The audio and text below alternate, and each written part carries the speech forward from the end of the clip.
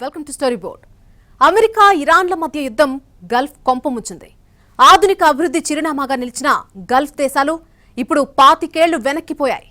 తమ స్వార్థ ప్రయోజనాల కోసం యుద్ధానికి కాలు దువ్విన అమెరికా, ఇజ్రాయెల్ మధ్యలో గల్ఫ్ పుట్టిముంచాయి. మొదట్లో యుద్ధ నష్టాన్ని తక్కువగా అంచనా వేసిన గల్ఫ్ దేశాలు తీరా పూర్తిగా నష్టం జరిగాక ఇప్పుడు కళ్లు తెరిచి అమెరికాని నిందిస్తున్నాయి. కానీ ఇప్పుడు ఏం చేసినా ప్రయోజనం లేదు. గల్ఫ్కు జరగాల్సిన నష్టం ఎలాగూ జరిగిపోయింది. ఇకనైనా అప్రమత్తంగా ఉండాల్సిన అవసరం కనిపిస్తోంది. అమెరికాపై ఆధారపడే యుగం ముగిసిందని తెలుసుకున్న గల్ఫ్ దేశాలు ఇక ముందైనా స్వీయ రక్షణ మీద ఫోకస్ పెట్టాల్సిన సమయం ఉందా? ఇదే అంశంపై వాటి ఫోకస్ చూద్దాం. ఇరాన్ యుద్ధంతో నిండా మునిగిన తర్వాత గల్ఫ్ దేశాలు ఆలస్యంగా కళ్లు తెరిచాయి. అమెరికా యుద్ధ వ్యూహంపై అసంతృప్తి వ్యక్తం చేస్తున్నాయి. కాసేపు యుద్ధం, కాసేపు శాంతి అంటూ ట్రంప్ నడుపుతున్న వార్ డ్రామా గల్ఫ్కు తలబొప్పి కట్టిస్తోంది. ప్రశాంతంగా ఉన్న పశ్చిమాసియాలో అమెరికా చిచ్చుపెట్టింది. ఉరుములేని పిడుగుల ఇరాన్పై యుద్ధం మొదలుపెట్టి ఇజ్రాయెల్తో కలిసి విధ్వంసం సృష్టించింది. గతంలో జరిగిన గల్ఫ్ యుద్ధం నాటి చేదు జ్ఞాపకాల్ని పూర్తిగా మర్చిపోయి ఆధునిక అభివృద్ధి ఆనవాళ్లను చూసి సంతోషపడుతున్న గల్ఫ్ దేశాల కాళ్ల కింద భూమి ఒక్కసారిగా కంపించింది. తాము ఆప్తమిత్రులమైనా కూడా అమెరికా ముందస్తు సమాచారం లేకుండా ఇరాన్పై యుద్ధానికి తెగబడ్డం, ఆ తర్వాత ప్రతీకార దాడుల పేరుతో ఇరాన్ తమను టార్గెట్ చేసుకోవడాన్ని గల్ఫ్ దేశాలు ఇప్పటికీ జీర్ణించుకోలేకపోతున్నాయి. 2-3 దశాబ్దాలు ఎంతో కష్టపడి నిర్మించిన ఆర్థిక సౌధాలన్నీ కళ్ల ముందే కుప్పకూలిపోతూ ఉంటే నిస్సహాయంగా చూస్తూ ఉండడం మినహా ఏవీ చేయలేక అరబ్ దేశాలు ఆగ్రహంతో రగిలిపోతున్నాయి. తమ రక్షణ సంగతి అమెరికా చూసుకుంటుందన్న ఆశలు అడియాసలు కావడంతో ఇక తమ భూభాగంపై ఉండొద్దని అమెరికాకు ఇప్పటికే హెచ్చరికలు జారీ చేశాయి.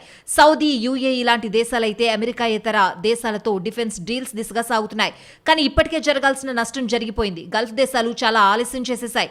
మరి భవిష్యత్ కార్యాచరణ విషయంలో అయినా స్పష్టమైన వైఖరితో ఉన్నాయా, లేదంటే మిత్రుడు ట్రంప్ మాదిరిగా అయోమయంలోనే సాగుతున్నాయా అనేది తేలాల్సింది. అమెరికా, ఇరాన్ మధ్య దీర్ఘకాలంగా ఉద్రిక్తతలు కొనసాగుతున్నాయి. ఈ క్రమంలో ఈ పోరాటంలో ఇరాన్ చేసే ప్రతీకార దాడులకు తామే మొదటి బలిపశువుగా మారుతున్నామని గల్ఫ్ భాగస్వామ్య దేశాలు ఆవేదన వ్యక్తం చేస్తున్నాయి.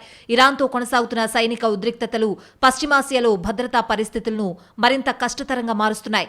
ఈ తరుణంలో అమెరికా అధ్యక్షుడు డొనాల్డ్ ట్రంప్ తీసుకుంటున్న విధానంపై గల్ఫ్ దేశాలు తీవ్ర అసంతృప్తిని వ్యక్తం చేస్తున్నాయి. ఇరాన్తో ఎలా వ్యవహరించాలో అమెరికాకు స్పష్టమైన వ్యూహం లేకపోవడం వల్ల ఇరాన్ చేసే ప్రతీకార దాడులకు తాము బలిపశువులుగా మారుతున్నామని వారు భావిస్తున్నారు. గల్ఫ్ నాయకులు ఇతర అంశాల కంటే ప్రాంతీయ స్థిరత్వానికే ప్రాథమిక ప్రాధాన్యతిస్తున్నారు. ఇరాన్పై జరిపే దాడి మొత్తం పశ్చిమాసియాలో విధ్వంసానికి కారణమవుతోందని, తాము చేసిన హెచ్చరికల్ని అమెరికా బేఖాతరు చేసిందని గల్ఫ్ దేశాలు ఆరోపిస్తున్నాయి. అమెరికా సైన్యం తమకు తగినంత భద్రత కల్పించలేదని ఓ నిర్ధారణకొచ్చేశాయి. నిజానికి యుద్ధంలో గల్ఫ్ దేశాలకు నేరుగా సంబంధం లేదు. అమెరికా, ఇజ్రాయెల్ లక్ష్యాలకు అనుగుణంగా ఈ యుద్ధం జరుగుతోంది. అమెరికాకు సైనిక పరంగా ఆశ్రయం ఇవ్వడమే గల్ఫ్ దేశాలకు శాపంగా మారింది. యుద్ధం సమయంలో తమపై ఎందుకు దాడులు చేస్తున్నారని గల్ఫ్ దేశాలు అడిగిన ప్రశ్నకు ఇరాన్ కూడా ఇదే సమాధానం చెప్పింది. ఓవైపు యుద్ధం చేయడానికి తమ భూభాగం వాడుకునే అనుమతిస్తూ, మరోవైపు యుద్ధంతో సంబంధం లేదని ఎలా అంటారని ఇరాన్ నిలదీయడంతో గల్ఫ్ దేశాలు కంగుతిన్నాయి. కానీ ఇరాన్ దాడులకు కౌంటర్ ఇచ్చే సామర్థ్యం లేకపోవడం, నమ్ముకున్న అమెరికా నట్టేటా ముంచడంతో గల్ఫ్ దేశాలు సర్వం కోల్పోయాయి. మొదట్లో అమెరికాపై అతి నమ్మకం పెట్టుకున్న గల్ఫ్ దేశాలు ఇరాన్ చేతిలో భంగపాటు, అమెరికా నమ్మక ద్రోహంతో ఆలస్యంగా కళ్లు తెరిచి మధ్యలో ఇరాన్ను మంచి చేసుకునే వృధా ప్రయత్నం చేశాయి. కానీ ఇరాన్ పొరుగు దేశాన్ని కాదనుకుని ఎక్కడో వేల మైళ్ల అవతల ఉన్న దేశాన్ని నమ్ముకున్న మిమ్మల్ని నమ్మేది లేదని తేల్చేసింది.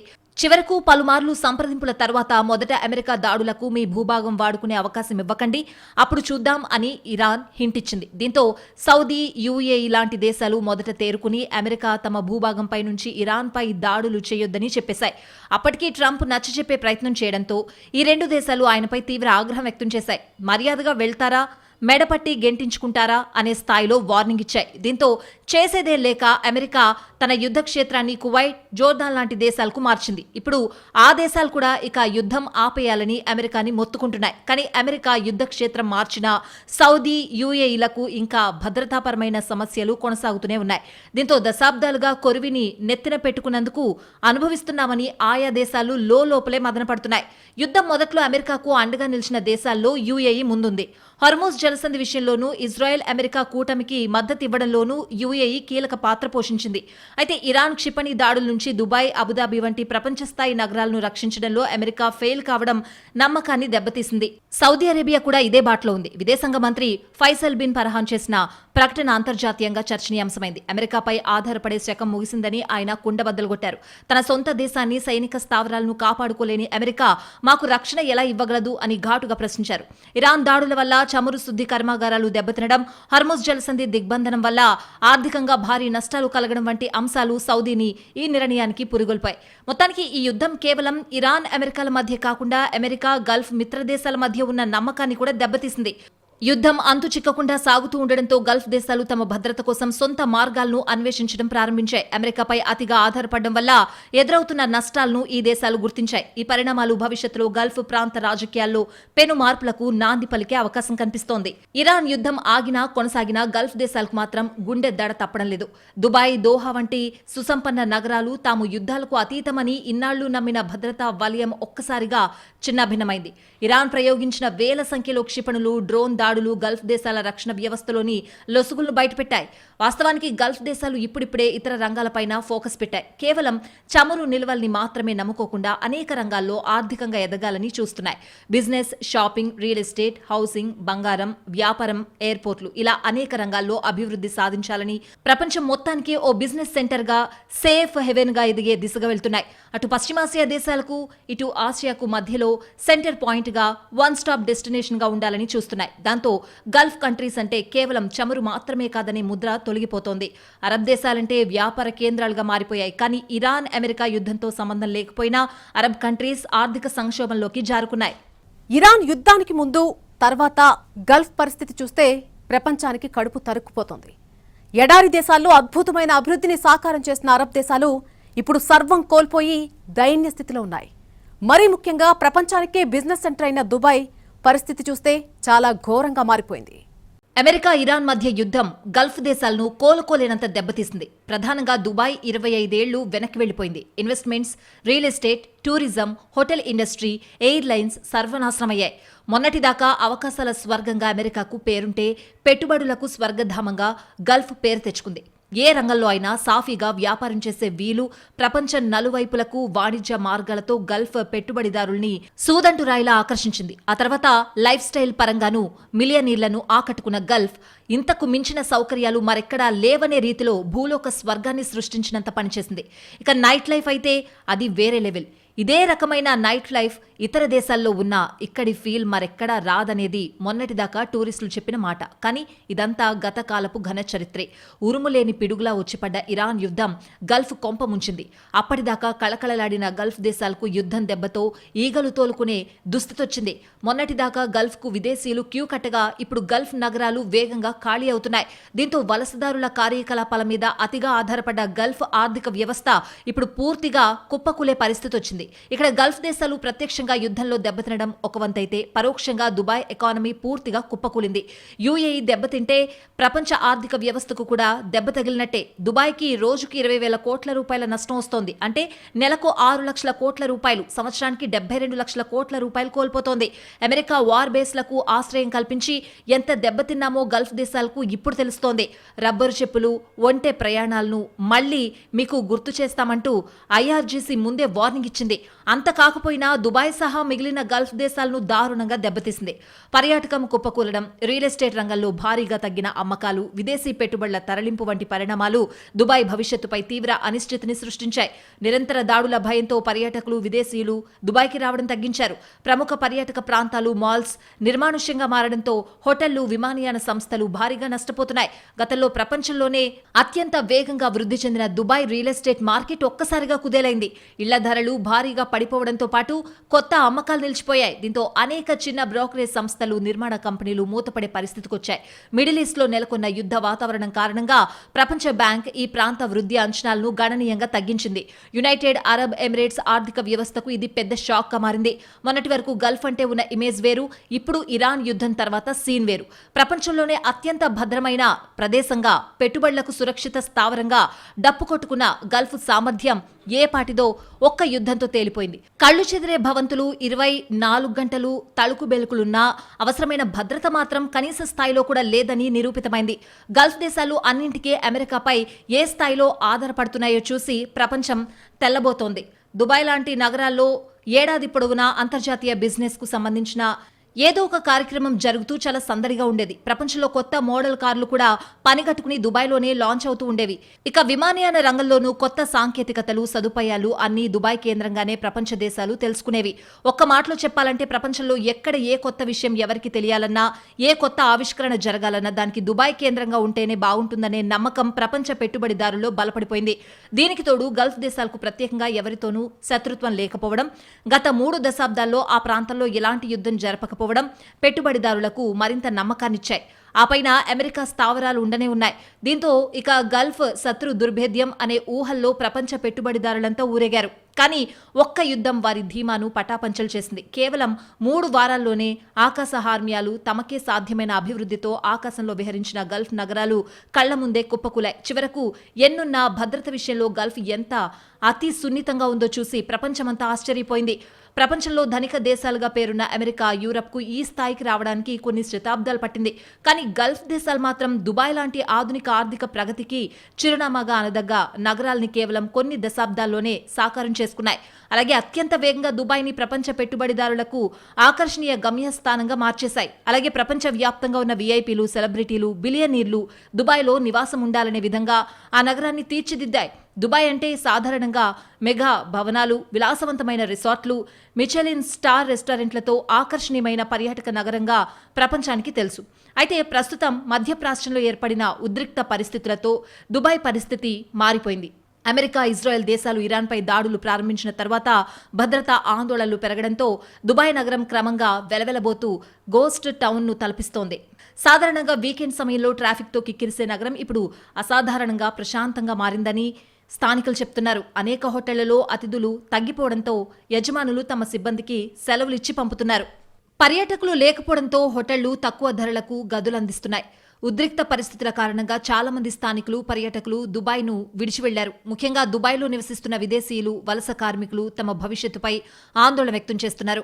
పశ్చిమాసియాలో పెరుగుతున్న ఉద్రిక్తతలు దుబాయ్ రియల్ ఎస్టేట్ మార్కెట్పై ప్రభావం చూపుతున్నాయి.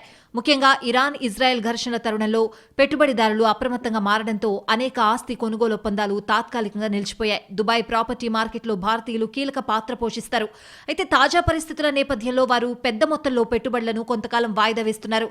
కొన్ని విలాసవంతమైన బీచ్ ఫ్రంట్ ప్రాపర్టీల కొనుగోలు ఒప్పందాలు కూడా నిలిపివేసినట్లు రియల్ ఎస్టేట్ బ్రోకర్లు చెప్తున్నారు.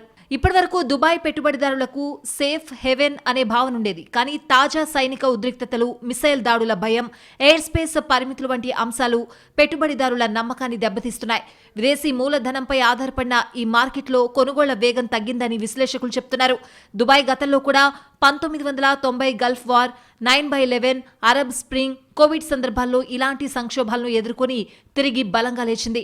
ఇప్పుడు కూడా మార్కెట్ ఫండమెంటల్స్ బలంగా ఉన్నాయనే వాదనున్నా ఈసారి దుబాయ్ కోలుకోవడంపై చాలా ప్రశ్నలు మిగిలే ఉన్నాయి. ఇప్పటికైనా స్వీయ రక్షణను విస్మరించి కేవలం ఆర్థిక వ్యవస్థ బలోపేతం, అభివృద్ధి మీద ఫోకస్ పెట్టడం తప్పేననే సంగతి గల్ఫ్ దేశాలకు ఆలస్యంగా తెలిసింది. కానీ అప్పటికే ఆయా దేశాలకు జాగ్రత్త చేసుకోవడానికి ఏవీ లేకుండా పోవడమే ఇక్కడ అసలైన విషాదం. అమెరికా మొదటి నుంచి స్వప్రయోజనాల కోసమే గల్ఫ్ నేతలపై తిష్టవేసింది. కానీ గల్ఫ్ దేశాలు మాత్రం అంకుల్ శామ్ను అతిగా నమ్మేసి స్వీయ భద్రతను గాలి కొదిలేశాయి. అందుకే ఎంత అభివృద్ధి సాధించినా అది గాల్లో దీపంలా మారిపోయింది. ఇప్పుడిప్పుడే అమెరికాకు దూరం జరుగుతున్న గల్ఫ్ దేశాలు ఈ వైఖరి ఎందాకా కొనసాగిస్తాయి అనేది తేలాల్సిన అంశం. అమెరికా ఎప్పుడూ స్వప్రయోజనాల కోసమే పనిచేస్తుంది. ఏ దేశంలో ఏం చేసినా దాని వెనుక అమెరికాకు సొంత ప్లాన్లుంటాయి. చమురుకు నిలయంగా ఉన్న పశ్చిమాసియాపై ఆధిపత్యం కోసం అమెరికా దశాబ్దాల క్రితమే పకడ్బందీ వ్యూహం రచించింది. ఆ వ్యూహానికి అడ్డొస్తున్నారనుకున్న నేతల్ని ముందుగానే తప్పించి లైన్ క్లియర్ అయ్యాకే గల్ఫ్ దేశాలతో రక్షణ ఒప్పందాల సాకుతో అరబ్ నేలపై తిష్టవేసింది. ప్రపంచంలో భౌగోళికంగా వ్యూహాత్మక స్థానంలో ఉండడం ఎప్పటికైనా మంచిదేనని, విస్తృత ప్రయోజనాలు నెరవేరుతాయనే కోణంలోనూ అమెరికా ఆలోచించింది. అంతకు మించి ఇజ్రాయెల్కు అండగా ఉండటానికి వీలవుతుందని, ఇరాన్ తలెగరేయకుండా కాచుకోవచ్చని కూడా లెక్కలేసింది. నిజానికి మొన్నటి ఇరాన్ యుద్ధం దాకా అమెరికా తన మెజారిటీ లక్ష్యాలను సాధించిందని చెప్పడంలో ఎలాంటి అనుమానం లేదు. అలాగే 3 దశాబ్దాలుగా గల్ఫ్లో జరిగిన అభివృద్ధి నుంచి కూడా అమెరికా గరిష్ట లబ్ధిని పొందింది. పేరుకి గల్ఫ్ దేశాల్లో ఏం జరిగినా అమెరికా అనుమతి తప్పనిసరి అనే రేంజ్లో అగ్రరాజ్యం చక్రం తిప్పింది. పనిలో పనిగా ఇజ్రాయెల్తో గల్ఫ్ దేశాలకు అబ్రహాం ఒప్పందం కుదర్చడంలోనూ కీలక పాత్ర పోషించింది. ఆ సమయంలో ఇరాన్ నిరసనల్ని, అభ్యంతరాల్ని గల్ఫ్ దేశాలు బేఖాతరు చేసేంతగా అమెరికా మాయ చేసింది. కానీ ప్రతిదానికి ఓ టైం వస్తుందనే విషయం అంకుల్ శామ్ మర్చిపోయింది. వరుస విజయాలు సాధించిన ఊపులో ఇరాన్ విషయంలో ఎప్పటికైనా అప్రమత్తంగా ఉండాలన్న సంగతి విస్మరించింది. ఇదే అదునుగా ఇరాన్ మెల్లగా తన పరిధిని విస్తరించుకుంటూ పోయింది. ప్రాక్సీ గ్రూపులతో పశ్చిమాసియా ప్రాంతీయ భద్రతకు సవాల్ విసిరింది. పనిలో పనిగా ఇజ్రాయెల్ను విడిచిపెట్టలేదు. చివరకు అమెరికాతో పని కాదని ఫిక్స్ అయిన ఇజ్రాయెల్ అడపదడప ఇరాన్పై దాడులు చేసినా పూర్తి స్థాయిలో కట్టడి చేయలేక ఎప్పటికప్పుడు తోకముడిచింది.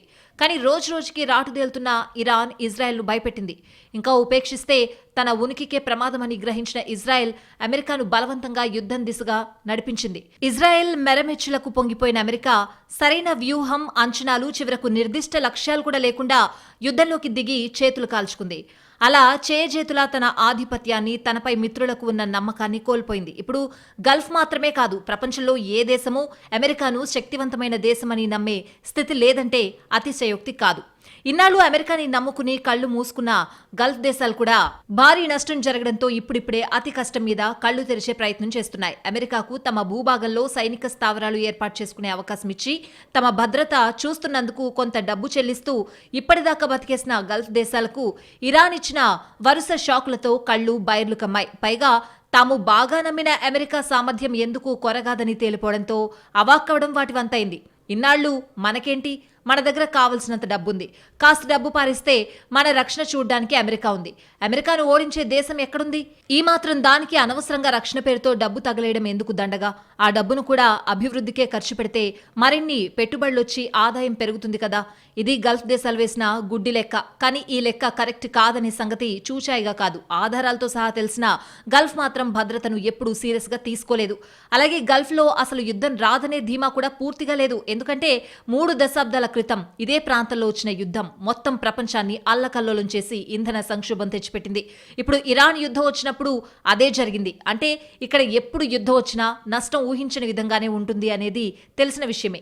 కానీ కేవలం చమురు ఎగుమతుల మీదే ఆధారపడ్డ గల్ఫ్ మాత్రం ప్లాన్ బి సంగతి కనీసం ఆలోచించకపోవడం తెలిసి చేసిన తప్పిదమే అనడంలో సందేహం లేదు.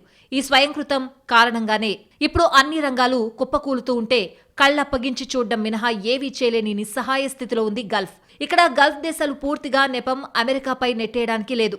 ఎందుకంటే ఇరాన్ గురించి అమెరికా, ఇజ్రాయెల్ కంటే గల్ఫ్ దేశాలకే బాగా తెలుసు. కానీ అన్నీ తెలిసి అమెరికా బలంపై అతి నమ్మకం, ఇంకా గల్ఫ్ యుద్ధం నాటి పరిస్థితులే ఉన్నాయనే భ్రమలు ఆకాశంలో విహరిస్తున్న గల్ఫ్ ఆశల్ని నేలకు దించాయి. ఎవరేమనుకున్నా తమకు అమెరికా ఉందనే గర్వం ఇప్పుడు గల్ఫ్కు పూర్తిగా అడుగంటింది. కేవలం అమెరికా స్నేహాన్ని మాత్రమే అతిగా నమ్ముకున్నందుకు ఇప్పుడు గల్ఫ్కు అంతా శూన్యంగా కనిపిస్తోంది. కనీసం ఎక్కడి నుంచి పునర్నిర్మాణం మొదలు పెట్టాలో కూడా అంతుచిక్కని దుస్థితి గోచరిస్తోంది. అలాగని గత 3 దశాబ్దాలుగా అమెరికా ఏం చేస్తుందో గల్ఫ్కు తెలియందేం కాదు. కాకపోతే తనదాకా రానిదే ఏదీ తెలిసిరాదన్నట్టుగా ఇతర దేశాల్లో అమెరికా అరాచకాలు చేస్తూ ఉంటే చోద్యం చూసిన అరబ్ దేశాలు ఇప్పుడు తమకు తెలియకుండానే తమని బలిపశువుగా మార్చిన వైనం చూసి కళ్ళు తిరిగినంత పనవుతోంది. ఇప్పుడెవర్ని ఏమనుకుని ఏం లాభం అని భారంగా నిట్టూరుస్తున్నాయి. మొత్తం మీద ఒక్క యుద్ధం గల్ఫ్ దశాబ్దాల కష్టాన్ని బూడిద పాల్చేసింది.